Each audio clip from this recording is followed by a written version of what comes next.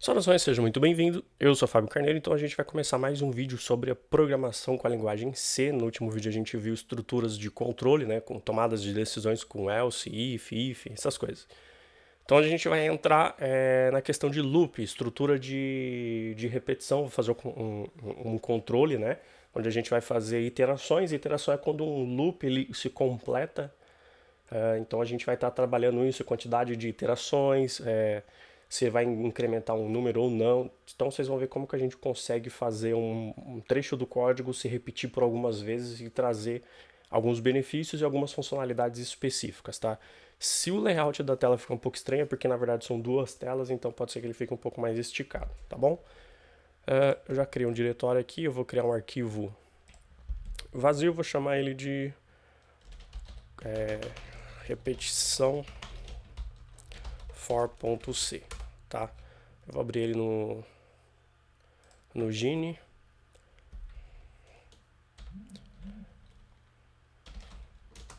Então, muito bem, aqui eu já inseri, né, um trecho padrão de código aqui, né? Fiz a importação aqui no cabeçalho do stdio e o stdlib. O stdlib, na verdade, não há necessidade porque a gente vai fazer, mas é mais por conta do snippet que ele acrescenta, que eu configurei para ele jogar tudo isso daí. E aqui no return, perceba que não está o return 0, ele está o return exit success, ou seja, saída com sucesso. Essa expressão aqui ela só vai funcionar se você importar o stdlib, tá bom? Então é só uma curiosidade aí. E vamos lá. A estrutura for,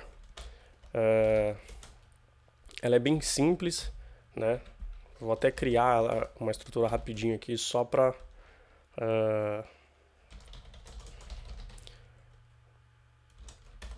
ficar simples para explicar para vocês. Vou dar um %d aqui e aqui eu vou colocar minha variável i, tá? Geralmente, sempre quando vocês vão ver uma estrutura de repetição com for, ele vai estar exatamente desse jeito aqui. Perceba que ele é tipo uma função, a gente já viu o que é função. Então, os parâmetros aqui, na verdade, eles são 3. Você pode configurar esses 3 parâmetros como você quiser.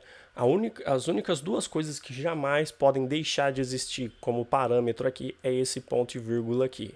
Os dois têm que existir, mesmo não tendo uma instrução antes de um ponto e vírgula ou depois, mas os dois eles devem existir. Então, o que basicamente está escrito aqui para a gente? Aqui eu defini uma variável do tipo integer, ela tem o nome de i. Essa variável i, ela é muito comum a gente usar ela quando a gente vai usar laço de repetição for e por aí vai, simplesmente porque é costume, né? Então aqui dentro eu estou inicializando ela recebendo o valor 0, então aqui o meu i vai estar valendo 0. Em seguida eu tenho uma instrução que ele vai analisar se o meu i ele é menor do que o dígito 10, se ele é menor do que 10. Em seguida eu tenho um incremento, um pós-incremento, tá? Então aqui é um pouco confuso a forma com que essa instrução for ela funciona. Ela basicamente é que ela vai primeiro fazer a inicialização dessa variável i com o valor de 0. Em seguida ele vai entrar nessa parte analítica, parecido com o if que a gente já viu no último vídeo. Então aqui ele vai ver se essa instrução é verdadeira. Se essa instrução for verdadeira, ele não vai vir aqui para esse incremento, ele vai vir direto para essa instrução dentro do seu escopo. Ó, perceba que aqui no editor ele fica laranjinho, os colchetes, deixando claro que ali é o escopo do nosso for. Tem até o risquinho aqui mostrando. Então aqui ele vai executar essa instrução se essa análise for verdadeira e depois de executado essa instrução, aí ele vem para essa parte aqui e faz o incremento no i, tá? Então ele vai fazer isso quantas vezes? Enquanto o i for menor do que 10. E como o i está sendo incrementado aqui, a cada iteração, eu vou até colocar aqui em cima, ó, iteração é uma volta completa do loop, tá? Então vamos deixar como comentário aqui. Então a cada iteração ele vai entrar de novo nessa análise e cada iteração o i vai ter um valor novo. A partir do momento que o i não for mais, não conter mais um valor menor do que 10, o loop vai ser quebrado e o nosso programa vai continuar a partir da instrução depois do nosso for. Eu vou até colocar aqui embaixo aqui, ó. Isto será executado depois do for. Eu vou dar um contra barra n para ele quebrar a nossa linha aqui. A mesma coisa eu vou fazer aqui. Eu vou quebrar a linha. E aqui, antes do nosso for, eu vou chamar mais uma instrução print, onde a gente vai colocar isto será executado antes do for. Tá? Então aqui a gente tem 3 prints Fs, tá? Esse vai ser executado antes do for. Perceba que ele está fora do escopo do for, então ele não pertence aqui ao nosso for. Feito toda a iteração do for, em seguida ele vai fazer pra gente aqui, ó, essa como é que se diz? Ele vai executar essa instrução desse print que ele está fora do for. Tá? Eu vou compilar um programa e vou executar ele. Tá? Então aqui, ó, eu vou aumentar um pouco aqui a fonte. Eu vou jogar uma fonte 14, que eu acho que é o suficiente para vocês conseguirem ver. Tá? Então aqui o que está acontecendo? Ele imprimiu aqui, isto será executado antes do for, que é a nossa primeira instrução printf. Em seguida, o for ele deu 10 iterações, né, 10 voltas, 10 loops. Perceba que, ó, se você contar a partir do 0, 0 é o primeiro dígito, o 9 é o 10º dígito, ou a 10ª volta. E por fim a gente tem aqui a instrução, né, isso será executado depois do for. Então aqui, ó, perceba que ele imprimiu o 9 porque a nossa análise é se i é menor do que 10. Sendo assim, 9 ele ainda é menor do que 10. Ele faz o loop, ele faz a iteração, e quando ele vai na 11ª vez analisar se i é menor do que 10, nesse momento o i vale 10, e 10 não é menor do que 10, tá? 10 é igual, então por isso que ele faz essa quebra de loop. Se a gente colocar o operador binário menor ou igual, então ele vai executar até 10 até i ter o valor igual a 10. A partir do momento que tiver um valor diferente disso, ou maior, tiver um valor maior, ele vai parar a execução. E agora a gente viu que ele imprimiu o dígito 10, só que aqui a gente tem 11 dígitos. Então, por que ele imprimiu primeiro o 0? Sabendo que aqui ele está sendo inicializado por 0, ele faz aqui essa análise, imprime a instrução e só depois ele entra aqui no incremento, tá? Então aqui fica claro como é que é feito essa parte de... a ordem que é feita as instruções aqui dentro do for. Eu posso tirar essa iteração, eu posso vir aqui embaixo, fazer i mais igual 1, que ele vai simplesmente pegar o conteúdo do i e sempre somar com 1 e retornar para i. Se a gente compilar e executar, vai ter o mesmo efeito, deixando claro que o incremento ele é sempre executado depois da instrução dentro do escopo do for.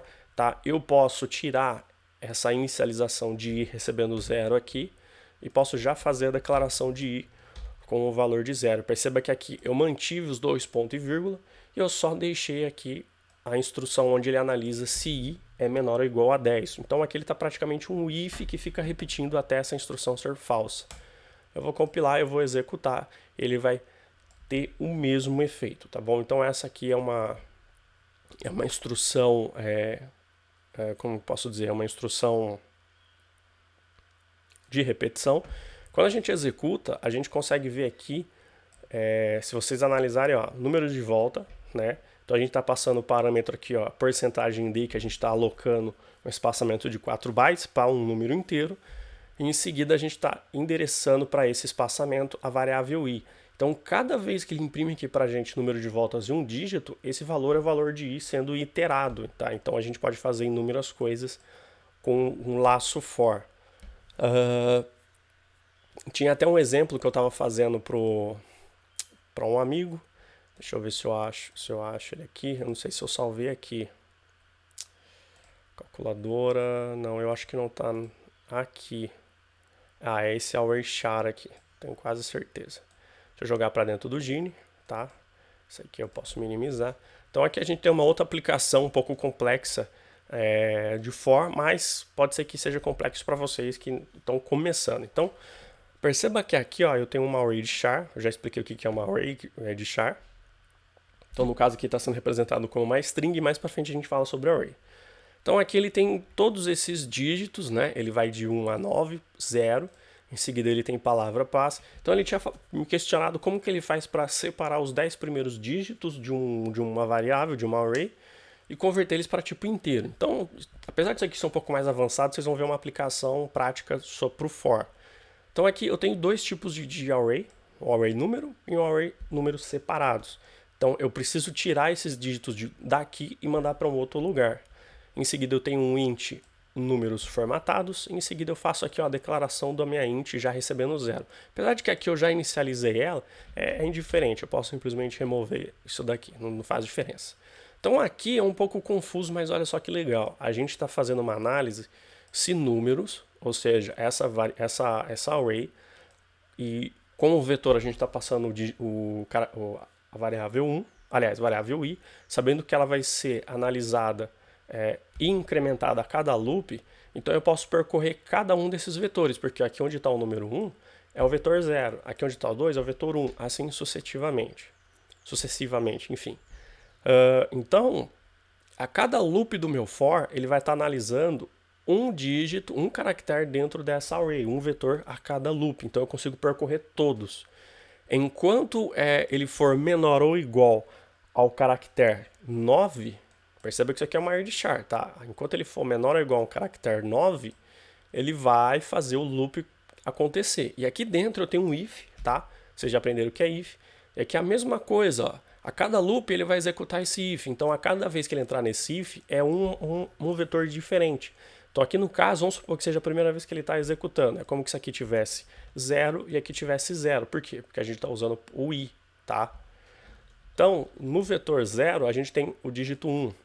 Se ele for maior ou igual a 0, o caractere 0, e ele for menor ou igual a 9, então ele vai fazer o quê? Essa array de números separados, que ele também está usando 1, então perceba que todos vão estar trabalhando no mesmo vetor. Então, sendo a primeira vez que está sendo executado, esse i representa 0. Então, números separados no vetor 0 vai receber o números no vetor 0. A partir do momento que chegar aqui no P, o P já é, na tabela ASCII, é outro valor. Ele vai ser um valor maior do que 9. Então, a partir daqui ele já não vai mais escolher nenhum caractere e não vai enviar nenhum outro caractere para essa array aqui de números separados. E por fim, eu chamo uma função que vocês não viram ainda, que é o scanf, que eu passo como parâmetro aqui uma array. Eu informo qual é o tipo de endereçamento que eu vou usar na memória. E em seguida eu tenho que indicar o endereço de qual é a variável ou array do tipo relacionado a esse endereçamento que eu fiz. Então aqui no caso é do tipo inteiro, então eu estou passando um endereço do números formatados, que é esse daqui. Então eu estou colhendo, né, esses dados aqui e convertendo para o tipo inteiro. Porque ó, números formatados é uma variável do tipo inteiro. Então, apesar de aqui ser uma array, cada posição de vetor ter um número, a partir deste momento aqui, nesse scanf, eu estou criando uma variável do tipo inteiro contendo em série aqueles dígitos. E aqui, olha só o que eu estou fazendo. Eu estou chamando o printf para simplesmente imprimir o valor dessa variável inteiro, tá? Então, eu vou compilar ele aqui. Aqui ele deu um warning, né? Então, ele está dizendo aqui que nada demais. Então, eu vou executar esse programa e olha só, ele separou exatamente os dígitos que eu queria, olha só. E ele é do tipo inteiro. A gente pode ver claramente isso na minha instrução printf que eu estou endereçando a porcentagem d, que é para números inteiros. Aqui, o que eu poderia fazer também, ó, eu fiz até um comentário aqui, ó, na tabela ASCII, o 0 é o 48 e o 9 é o 57. Eu poderia fazer o quê? Poderia falar que o meu array ele tem que ser menor ou igual a 57 e no if aqui ele tem que ser maior ou igual a 48 e menor ou igual a 57, tá? Então, compilando e executando, ele vai funcionar da mesma forma, porque eu estou simplesmente usando a tabela ASCII e o C também lida muito bem com a tabela ASCII. Apesar de que tem muita gente que é contra, porque acha que é difícil, não como posso dizer, não é fácil de você entender o código. Eu acho que é extremamente importante você saber a tabela ASCII, porque cedo ou tarde você pode pegar um programa bem antigo, querer atualizar ou dar uma geral nele, e você vai lidar com esse tipo de situação, tá? Então eu vou ficando por aqui, espero que tenha gostado do vídeo, espero que tenha entendido os conceitos de interação com for. Próximo vídeo a gente vai ver laços de repetição com while, que a gente consegue trabalhar igual, mas porém tem uma finalidade, uma aplicação um pouco diferente, tá bom? Forte abraço, fique com Deus, eu vou ficando por aqui e fui.